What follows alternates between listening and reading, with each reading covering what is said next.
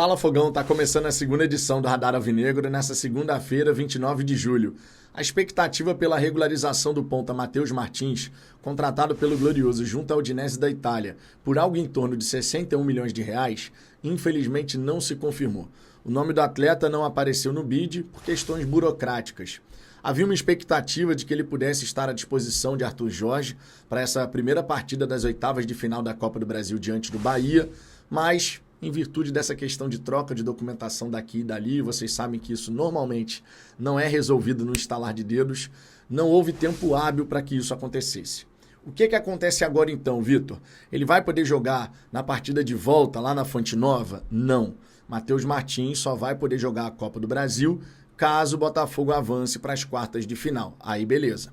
Para o fim de semana, acredito que a gente não vai ter problema em relação à utilização do jogador. Diante do Atlético Goianiense, dá para a gente imaginar que ele seja relacionado. Mas, infelizmente, no mata-mata, pelo menos da Copa do Brasil, ele não será inscrito nessa etapa da competição. Vamos torcer, claro, para que o Botafogo possa avançar para as quartas de final. Esperamos que a gente consiga essa classificação, porque realmente vai ser bastante importante. Antes que você possa chegar e falar, aí, tá vendo? Muito amadorismo da diretoria. Nem tem razão para chegar e falar isso, porque o tempo era muito curto, cara. Seria realmente, assim, algo extraordinário se o Botafogo conseguisse resolver todas as questões burocráticas num intervalo de tempo tão curto. Certamente houve uma tentativa, né, justamente para você poder dar essa peça adicional ao Arthur Jorge, mas, cara, era muito difícil de imaginar que daria tempo. Eu estava na torcida, imagino que você também, porque a gente não tem o Júnior, não tem o Eduardo, não tem o Jefinho, não tem ainda o Almada, e seria muito bom contar com o Matheus já para esse confronto. Mas vida que segue, Arthur Jorge vai ter que lidar com as peças que ele já possui. E vamos combinar? Se a equipe entrar devidamente concentrada, focada, fazendo o plano de jogo da maneira correta e com Arthur Jorge desenvolvendo essa estratégia, pensando essa estratégia, considerando as características dos atletas que vão a campo, temos tudo para vencer o Bahia no Newton Santos, inclusive depois na Fonte Nova. Não estou dizendo que vai ser fácil, tá? Não dá para a gente considerar que essa eliminatória vai ser molezinha e tal, não sei o quê. Não estou esperando nada disso. Vai ser um confronto difícil, tem tudo para ser um confronto muito parelho, porque do lado de lá também tem uma equipe qualificada. E a gente não pode achar que não. O Bahia vem fazendo um ano muito legal no Campeonato Brasileiro. É verdade, tá 4 jogos seguidos sem uma vitória, são 2 derrotas e 2 empates. Isso conta naturalmente, você tem uma oscilação ali acontecendo. São 6 jogos consecutivos sofrendo gols, né, o tricolor baiano. Então tem uma instabilidade do lado de lá. Só que do lado de cá, a gente acabou de perder por 3-0, por exemplo. A gente sofreu 5 gols nos últimos 2 jogos. Então nós também temos que nos reestabilizar, digamos assim. E eu disse isso aqui mais cedo, disse na live também. Quem conseguir se reestabilizar mais rapidamente tem tudo para avançar nessa eliminatória. Então que a gente possa fazer um grande jogo, não teremos o Matheus Martins, mas se quiser utilizar um atleta na competição nacional, é só classificar. Então vamos embora, vamos em busca dessa vaga. Aproveitando que eu estou falando sobre um novo reforço do Botafogo, também vale destacar a informação sobre o Vazanides, o lateral grego do Panathinaikos.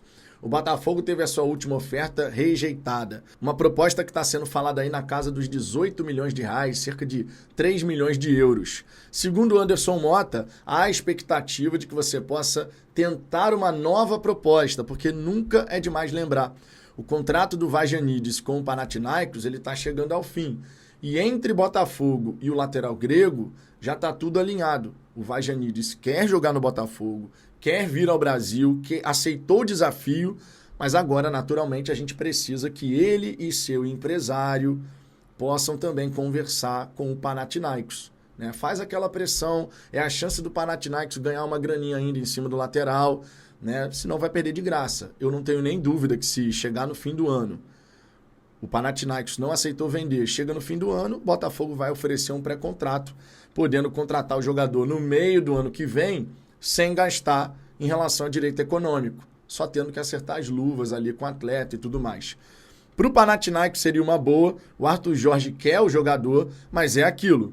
Se você tiver a equipe grega fazendo um jogo duro danado, o Botafogo tem que ter outras alternativas e, segundo o GE, o Botafogo já trabalha também com outras possibilidades. Vale destacar ainda o Tuta como plano A para a zaga. A gente espera que nessa semana tenhamos novidades. Mas olha, eu vou te falar, eu fico na dúvida se eu vou ver realmente o Botafogo, se vamos ver realmente o Botafogo, melhor dizendo, colocando uma grana tão forte num zagueiro, né? Porque a diretoria do Eintracht Frankfurt já tinha deixado bem claro. A gente até topa fazer negócio, mas é na faixa de 10 milhões de euros. É uma grana bem considerável. 10 milhões de euros é basicamente falando que a gente vai pagar pelo Matheus Martins. No caso do Matheus Martins, você ainda vai ter um bônus de 2 milhões de euros, caso ele bata algumas metas. A gente não sabe que metas são essas, mas é aquilo. Você está contratando um ponta jovem e tal, nessa faixa de preço. Um zagueiro nessa faixa de preço. Sei lá, eu não tenho muita expectativa em relação a isso, não. Agora, se não for o Tuta, que seja outro. A gente precisa da chegada de um zagueiro para elevar o nosso nível ali disponível. Imagino que contra o Bahia a gente vai ter Bastos e Barbosa formando a dupla de zaga. O Lucas Alter perde espaço, sem sombra de dúvida. Já tinha perdido, né? Jogou agora porque o Barbosa estava descansando um pouquinho, foi poupado. Mas para a Copa do Brasil nem tem muito o que pensar. Inclusive, a informação que tem, né, do GE é que a provável escalação vai ter John, Damian Soares, Bastos, Barbosa, Cuiabano, retornando, né? Ficou de fora no Campeonato Brasileiro porque estava suspenso.